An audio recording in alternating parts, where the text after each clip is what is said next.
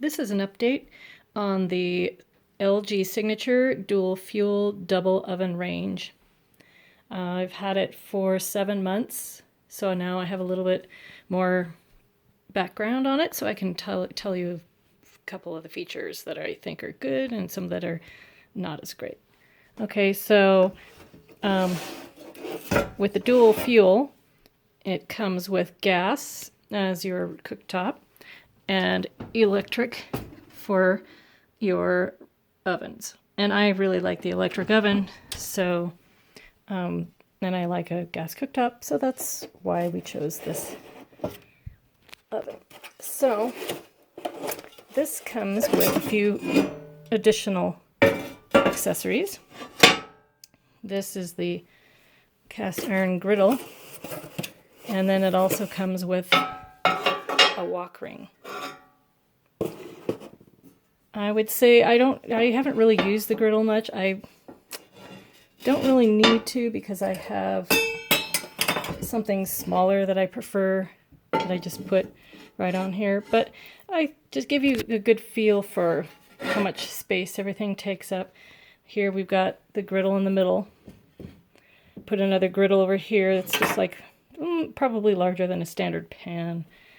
Now I've got a very large pan here, and as you can see it overlaps a bit, so you wouldn't really want to have the griddle in the middle with this on the side like that. But you know, that's everybody has, you know, we've got a tight space here. It's not like we have a huge space to work with.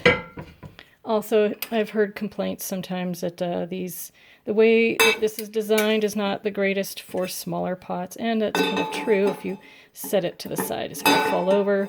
If you set it more in the center, it's fine, but that's, you know, I mean, once you have something in there, it usually holds whatever that is down anyway.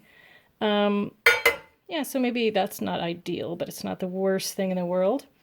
The burners tend to work fine, except for the one in the middle is a little bit more touchy, and after washing you kind of have to let it dry out a little, or you can unscrew the bottom and clean it out with a toothbrush and then dry everything thoroughly, and it should work pretty fine, pretty well. Then we've got here, this front burner is the most powerful one, and that is the one I tend to use the most. Unfortunately, it is a little slow sometimes.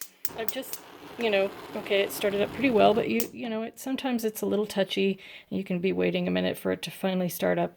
And that's even after it's been cleaned and it waited for a little while for it to dry. Just so that you have a good feel for how everything comes apart really easily for cleaning. And I really appreciate that about this oven. It's not the cleanest, and now it's wet again. It probably had some excess moisture in there still, so that's probably why it's not always starting right away. But you know, in general, it's been working just great.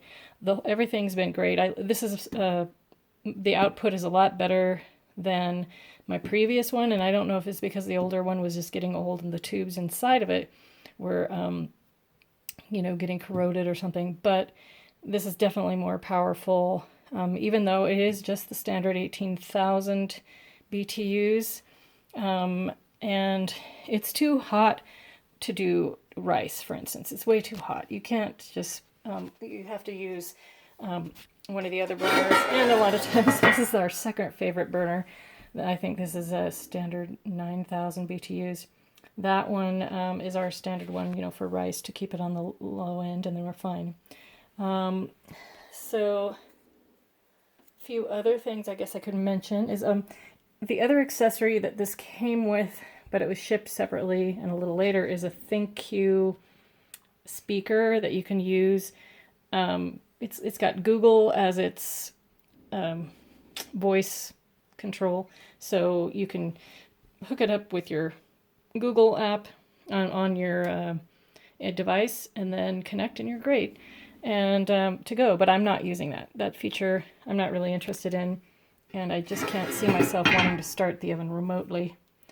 As you can see, if you do any kind of scrubbing, you're going to get a little bit of that. And that's just from a standard sponge, you know, with the abrasive side.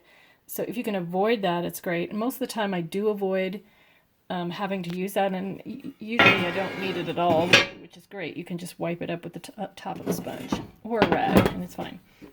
You'll also notice that here at the back, where the bars on top, you know, where the grates on top sit, they kind of scratch up the surface a little bit. And another thing that I've noticed is when I'm making eggs, if you're not, I'm kind of picky about, you know, I don't like to see any of the white running in any particular direction.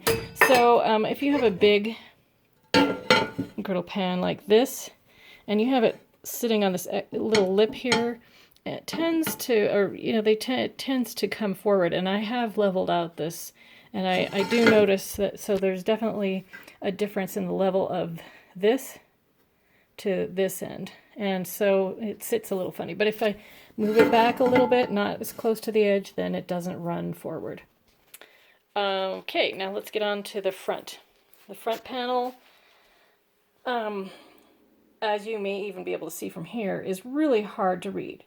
It's really pretty. I mean, you know, in terms of these features that you don't have to see them, you know, they're not in your face. These are a little bit brighter, and actually these are much easier to read, but these are definitely, this side is so hard to read that my husband, who has reading glasses, cannot really see what's going on unless he gets up close or far away.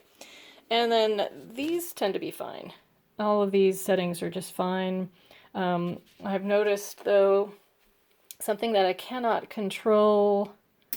It says here self-clean, common. The problem is, if you set this manually, you'll notice that over here it just shows clean, and it looks like it may be set for both ovens. But what I want to do is I want to be able to clean just one oven, and I have not seen that. There's nothing available anywhere. I've even asked tech support, waiting for an answer, to find out if there's any way to cancel that. And it's lower oven off, so it also makes me question, is that only for the lower oven? Because when I started it, it seemed like it was only working for the lower oven, and all I wanted to clean was the upper oven. So that can be an issue. And you have to be really careful. I mean, this type is a little bit small for lower versus upper. And if you're not, you know, like my husband again has some problems reading this because it's so tiny.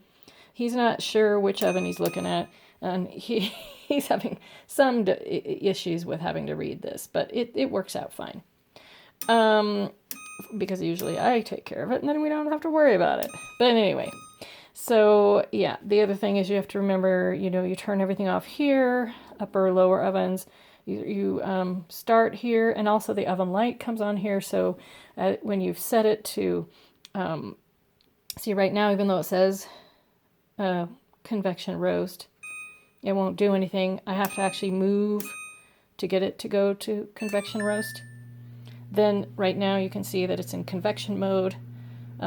It's set for the default of 350. If I want to change the, oops, that's the timer, sorry. That can be a pain in the pants too. Oh, actually right now it's set to 325, but the for regular, let me just cancel that. For regular use on convection bake, it's 350. You can set it up to, I believe, 500 degrees for convection, or for, bake and convection bake. The upper oven does not have convection. The lower oven does. Obviously, the upper oven is not as efficient at baking, since it's going to be uneven in the way it bakes. But actually, I would say that it bakes a little faster anyway than your typical larger oven. At least from my experience, it's much faster at baking. The only thing is you have to pay attention, of course, to where you're setting, where you've got your rack set. And as you can see, I accidentally turned the light on when I was going over here to try to turn something off or turn on. And so you got to pay attention. Do I have my lights on? Do I not? Once it reaches, once the ovens reach operating temperature, whatever you set it to, the lights will flash. You'll hear a beep. And that is another issue actually for me. My other oven had a great alarm. You could hear it from another room very easily. This one is just kind of silly. I'll put it on for you, and it's actually can be a little bit irritating, but it's quite quiet in my mind. And I can't hear it as well from other rooms. Okay, so as we move on to the other parts, I'll tell you another nice thing that came with this, and I installed it in my upper rack is the slide out rack. The only thing is because I ended up ordering another one because I like it so much. The only thing here though is it does raise up the bar, the whole rack slightly. So when you're cooking, right in this one, I can't really get a chicken in here. It's not, not really a good idea. It'll burn too quickly on the top. But pretty much everything else I can do in here easily. Breads and pies and everything else. And there you go. Okay, the timer went off when I closed the door. But anyway, that's kind of weird. But usually it just keeps going on and on and on until you come down to stop it. And it's pretty quiet. Okay, so the lower oven is the bigger of the two. And I put a second slide out in here because I really find that handy. I have this too, and when I want to do extra baked goods, I can do, 2 sheets of cookies in here, a sheet of cookies at the top, or I can have something else going on at the bottom. It's really handy. I'm really glad I got a dual oven system. One thing though that you have to keep in mind is if you have anything on this rack, on this bar, which is typical, people do this all the time. We have our towels here. You're not going to want to do that because there you go. You'll be burning it or fiddling with it when you're trying to get to your lower oven. And that is another issue. If you've got any kind of problems with your knees, bending over, you're going to have a problem getting to this lower oven. It's really low. It's really down there at the floor level. So that's something to consider when you're looking at these double oven setups. Okay, let's see if there's anything else for cleanup, another easy thing. This is really nice, but also it says make sure that when you do this, you don't lose the, that you don't lose the spring that comes in there. So you just have to set that back in, get it back on, and there you go. It's really easy to clean that. Let's see if there's anything else I wanted to mention. I think that's pretty much everything. If you have questions, let me know and I'll try and answer them. The one other thing I should mention though is that when you're cooking, the fan will come on in the back. Or when you're done cooking, the fan will come on to cool down the oven. And some people complain they don't like the noise that it makes. So if you don't like it, you want it to stop faster, just open up your door for the few minutes to let the heat out and it'll go off, because eventually the whole point is it's just cooling down the oven. And the other thing is a basic cleaning here. There's a base easy clean setting. I find the easy clean is okay for just some basic grease. Like if you look here, this has a little bit of basic, some spatters, and that could easily be cleaned up using that setting. What you do is you just add some water in the center basin area to fill up Then you spray all the walls with water, and then you close it, and then you run it.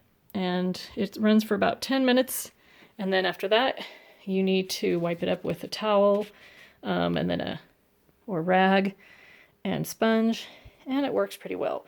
But it is really not meant for the heavy duty stuff. And I mean, I tried it, and I did have some black spots here in the middle that are mostly out, but you can still see there's just a tiny bit of a glare on there. I mean, a little bit of a stain. This one, I don't think, oh yeah, this one I've used for chicken, and it's not too bad, but yeah, I have not used the full cleaning setup here for self-clean. I have not used that in the 6 months I've had this, and I've baked several chickens, roasted chickens, and a duck in the bottom oven. So, and then the top oven, I love it for broiling. I make a lot of fish in there, and it's been working really well. Also works well for roasting any, root vegetables, anything pretty much. So yeah, I think that should do it. I think that's it. But if you do have questions, please feel free to ask them both in the section of YouTube where you can leave comments. Thank you.